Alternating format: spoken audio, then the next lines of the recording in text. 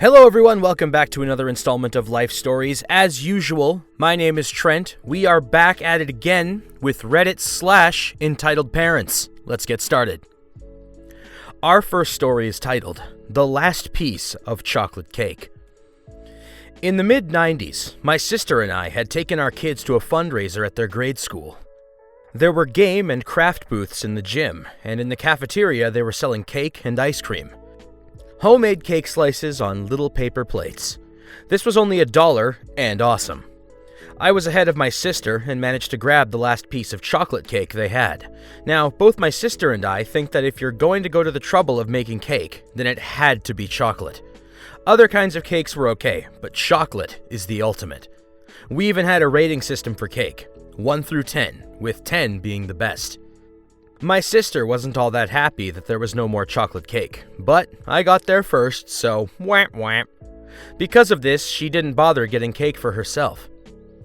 We found a place to sit down, and I put my precious cake on the table in front of me. Almost immediately, this strange lady reached for my cake. She had to have been following me closely. I quickly moved it to the left of me out of her reach and gave her a, "What the hell, lady?" look. The lady said, "My son wants this. There's no more chocolate ones up there." She actually stepped over to where she could reach for it again, and I slid the cake over to my right, in front of my sister, again, out of the lady's reach. I said, "No, this is mine. I paid for it. Go get your own." This lady then got angry. "My son doesn't like the other kinds here." She pointed to a kid that looked to be about 4 or 5 that was sniffling sadly behind her. "Just give it to me." Once again, she reached for it, and my sister picked it up and held it away from her. Then my sister asked, "This cake here? You want this piece of cake right here?" The angry lady then said, "Yes, don't be stupid. My son wants it. You can get another piece. Now hand it to me."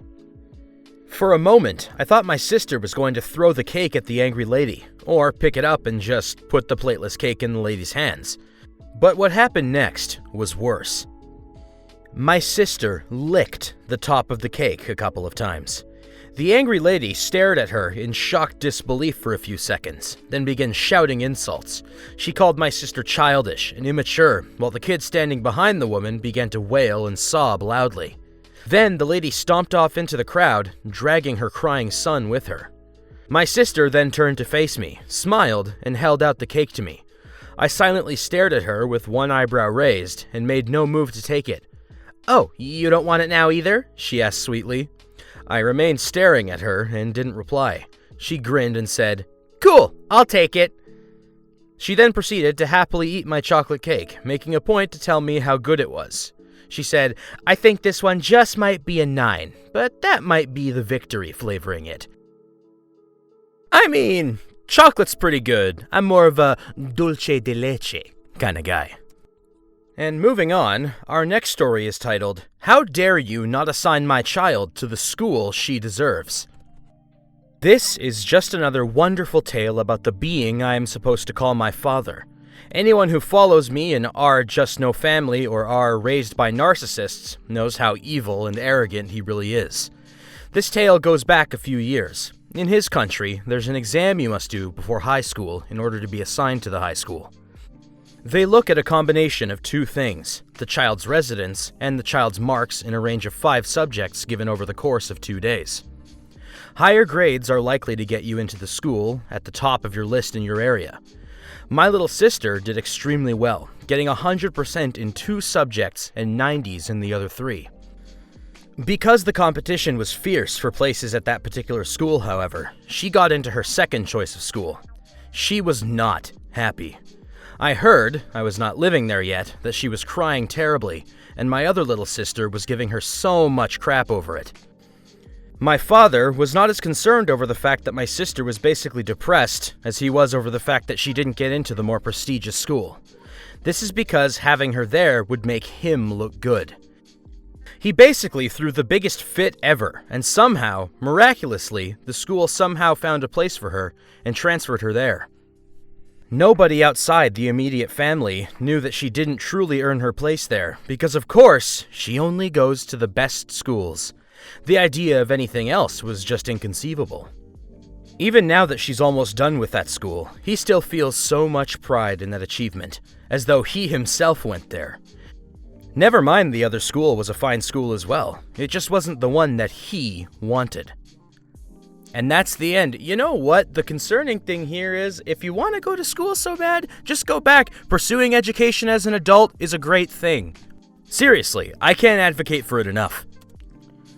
And moving along, our next story is titled, In Which an Entitled Family Buys Their First Fish Tank. Well, well, well. Lucky you and unlucky me. Because I came home from work this afternoon and tested my tank water to find I have a nasty little ammonia spike going on. Probably has to do with the snail food I recently discovered one of the minnows stockpiling inside a barnacle. Nothing but drama, these fish. Anyway, that meant I had to pop off into the shop for some bacterial cultures. These guys help in this situation. Consult Google for science. And of course, I had my fingers crossed Fish Guy, TM, was working. Well, what do you know, I guess today's not so unlucky after all. Usually, in this store, I spend a minute or two milling around and browsing before I actually get to the meat of my shopping. But today, I walked straight up to him. Didn't just launch into it though. I let him know my problem and asked him what he would recommend, kind of already knowing what I was going to get. Then, I just casually slipped in, you know, it's probably karma. I was in here on Sunday, judging this family so hard for insisting they fill an uncycled tank with random fish, and now... That's about as far as I got before he started wildly cackling. He composed himself, apologized, and said, "Oh, you watched that one go down." I said yes, and then I wondered how it was going for that guy. Fish Guy then gave me the skinny on everything, as apparently I missed some stuff. Fish Guy is good people. So, according to Fish Guy, everything with this family started basically normal. Family comes in, little girl is getting a pet fish as a reward for something. Fish Guy couldn't remember, but said it was something stupid. Fish Guy shows them around the fish section, and the whole time, the dad keeps saying that he's always been a fish person, and a few times mentions fishing from the boat. The next town over is super affluent, lots of families with a spot at the marina. This is why Fish Guy let him get as far as they did before bringing up cycling. He thought they knew and were taking it into account. The first thing they grabbed was the tank.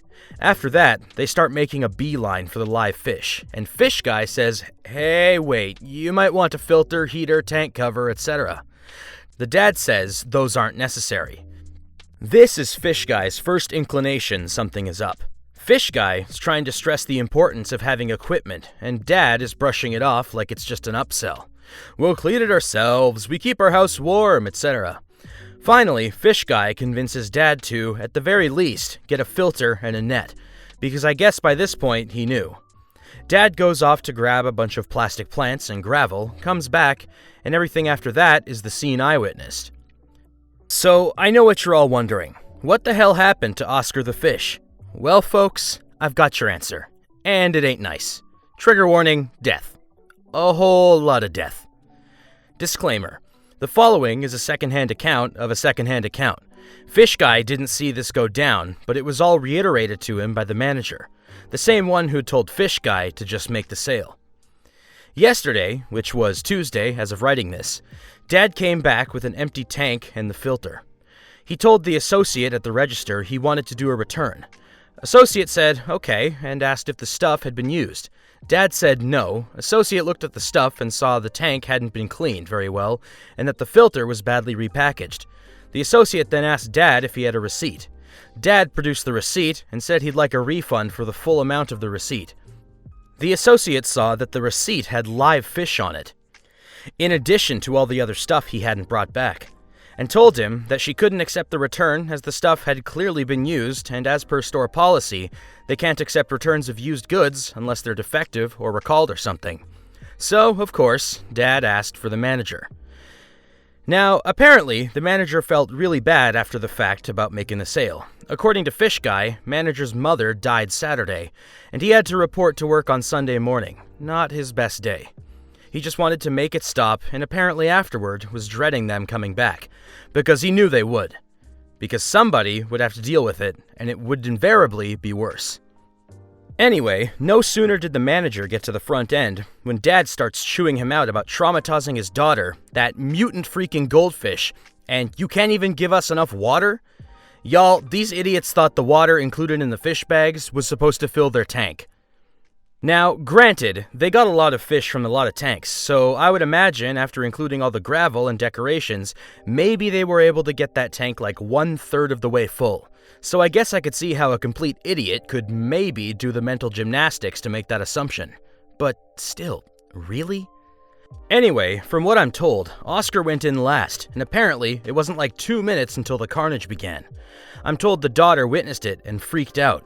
Dad scooped out Oscar and flushed him, alive. So, of course, now they were left with a mostly not full tank of some living, some dead, and some maimed fish. Dad got the bright idea that it was the pet store's fault the fish got eaten because they didn't give them enough water. What did he do? If you guessed filling the rest of the tank with icy cold tap water, you're a winner. I'm told the defective, as Dad put it, fish started going belly up with a quickness, and so Dad got fed up and dumped the lot of them, told his daughter they would try a different pet. Anyway, Dad finished ranting all of this at the manager like it was going to win him some points, and the manager basically told him, "Well, we warned you, we will not refund you, and we suggest you take your business elsewhere." Dad threatened to get in touch with corporate, and the manager's response was along the lines of, "If anything, they'll be mad I sold you the fish in the first place." Dad stormed out and left the stuff. So, yeah, there's the scoop. Wanted to get that up while the details were still fresh in my memory. Now, if you'll excuse me, I've got something like 20 gallons of water to swap around. You know, for an animal that you end up just staring at, fish really do require a lot of work, don't they? And with that long one out of the way, that's all the time we have for today, ladies and gentlemen. Thank you once again for tuning in to another episode of Life Stories. My name is Trent. Don't forget to like, comment, and subscribe for more Reddit content coming your way, and I hope to see you guys later.